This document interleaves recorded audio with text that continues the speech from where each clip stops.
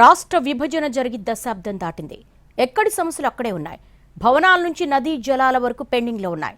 రెండు రాష్ట్రాల సీఎంల సమావేశం తర్వాత కూడా ఎలాంటి పురోగతి లేదు. కమిటీలు వేసిన నామకే వాస్తే అయ్యాయి.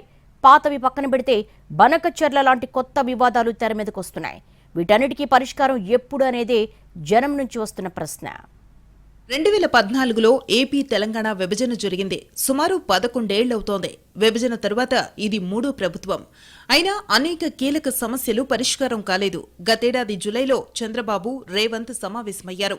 విభజన చట్టంలో 9, 10 షెడ్యూల్స్లో ఉన్న సంస్థ విభజన, ఏపీ స్టేట్ ఫైనాన్షియల్ కార్పొరేషన్, విద్యుత్ సంస్థలకు చెల్లించాల్సిన బకాయిలు, ఎయిడెడ్ ప్రాజెక్టులకు రుణ పంపకాలు, ఉద్యోగుల మార్పిడికి సంబంధించి ఇద్దరు సీఎంలు చర్చించారు. ఈ సమావేశం జరిగి కూడా 9 నెలలు దాటిందే.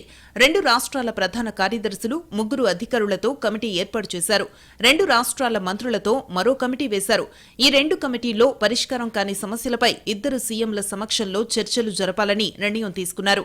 అయినా కూడా ఇప్పటికీ ఎలాంటి రివ్యూ జరగలేదు. పెండింగ్ సమస్యలు సత్వరమే పరిష్కరించేలా అధికారులు ఒకసారి సమావేశమయ్యారు. కానీ అది కూడా నామకే వాస్తే అయిందే. ప్రస్తుతం తెలంగాణలో ఉన్న కొన్ని భవనాలు కావాలని ఏపీ ప్రభుత్వం కోరింది. దీనికి తెలంగాణ నుంచి సానుకూల స్పందన రాలేదని సమాచారం. షెడ్యూల్ 9, 10 ఆస్తుల విభజన ఇంకా జరగలేదు. కృష్ణా గోదావరి జలాల పంపకాలు తేలలేదు. ఇలా చాలా సమస్యలు అపరిష్కృతంగా ఉన్నాయి. ప్రస్తుతం గోదావరి, బనకచెర్ల ప్రాజెక్టుకు సంబంధించి కూడా రెండు రాష్ట్రాల మధ్య వివాదంగా మారింది. మొత్తంగా పాత సమస్యలు తీరకపోగా కొత్త వివాదాలు తెరమీదకొస్తున్నాయి. వీటన్నిటికీ ఎప్పుడు పరిష్కారం దొరుకుతుందనేది సమాధానం లేని ప్రశ్నగా మారింది.